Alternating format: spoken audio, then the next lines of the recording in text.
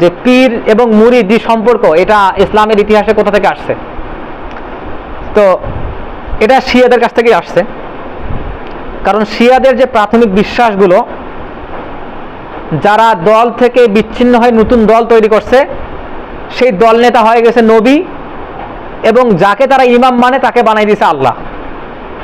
এবং তারা বলা শুরু করছে যে তার কাছ থেকে নবুয়ত আসে, আল্লাহর কাছ থেকে তাদের কাছে নবুয়ত আসে, তারা নিজেদেরকে নবী দাবি করছে। এবং আমি যদি বিস্তারিত উপদলগুলো সম্পর্কে বলতাম, শুনে আসতেন যে ওখানে তাদেরকে বলা হয়েছে কাযযাবুন দাজ্জালুন। আপনার তারা হচ্ছে মিথ্যাবাদী, তারা হচ্ছে দাজ্জাল। কেন? তারা নিজেদেরকে নবুয়ত দাবি করছে। কেন বলা হয়েছে দাজ্জাল? রাসূলুল্লাহ সাল্লাল্লাহু আলাইহি ওয়াসাল্লাম তার হাদিসের মধ্যে বলেছেন যে কিয়ামতের পূর্বে 30 জন ভণ্ড নবীর আবির্ভাব হবে। তো তারা যেহেতু নবুয়ত দাবি করছে, এক এক সময়ে তাদেরকে দাজ্জাল বলা হয়েছে। তো এই যে এদের ভিতরে একটা অন্যতম বৈশিষ্ট্য হচ্ছে বাতিনিয়া। বাতিনিয়া মানে কি? গোপন জ্ঞান। গোপন জ্ঞানটা কি? যেমন তাদের ভিতরে গোপন জ্ঞান ছিল যে আমাদের কাছে গোপন ওহী আসে, এবং কোরআনে যে 17,000 আয়াত আছে সেগুলো শুধু আমাদের কাছে আসছে। এই যে বাতিনি জ্ঞান।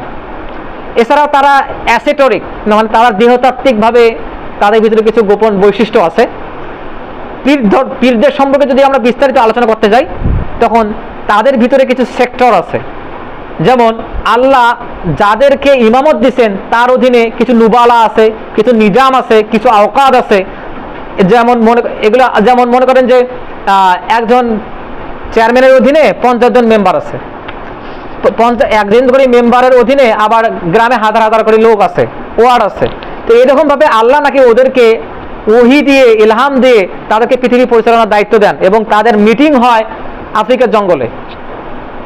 তো এই যে পীরদের যে দলগুলা, যেমন মুজাদ্দিদিয়া কিংবা আরো যে দলগুলো আছে, এই পীরদের যে দলগুলো মৌলিকভাবে প্রত্যেকজন তাদের যারা পীর তারা সবাই বলছেন যে আমরা আমাদের এই যে পীরের আকীদা এটা পাইছি খিজির আলাইহিস সালাম থেকে।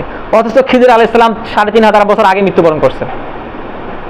তারা বলে হয় আমরা স্বপ্নে তার কাছে পাইছি, নয়তো গোপনে গিয়ে ওই যে পানির নিচের জগৎ আছে যেখানে খিজির আছেন সেখানে গিয়ে দেখা করে আসছি। তো এই যে বাতিনিয়তের জ্ঞান, সেই জ্ঞানটাই তারা প্রয়োগ করার চেষ্টা করে। তারা বলে যে আমাদের ভেতরে মারিফত আছে, হাকিকত আছে, তরিকত আছে, আর আলেমদের কাছে শুধু তো শরীয়ত আছে, আলেমরা আর কি জানে।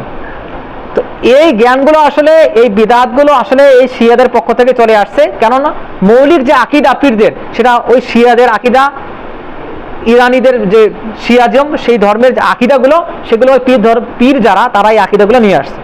এখন যদি পীর মানে যদি শিক্ষক হয়